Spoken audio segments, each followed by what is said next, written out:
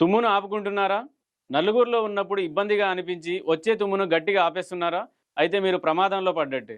ఎందుకంటే తుమ్మును ఆపుకోవడం చాలా డేంజర్ అని నిపుణులు గట్టిగా హెచ్చరిస్తున్నారు.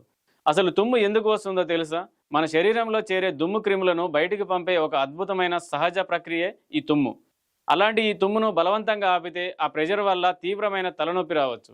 తల తిరగడం కూడా జరగవచ్చు. అంతేకాదు మన ముక్కు, చెవులు, గొంతు మరియు రక్తనాళాలు కూడా దెబ్బతినే ఛాన్స్ ఉంది. దీనివల్ల చెవినొప్పి, ఇన్ఫెక్షన్స్, చివరికి గొంతులో వాపు లాంటి సమస్యలు కూడా రావచ్చు. అందుకే ఎంత ఇబ్బందిగా అనిపించినా తుమ్మును అస్సలు ఆపకుండా సహజంగా వదిలేయడమే మన ఆరోగ్యానికి మంచిది.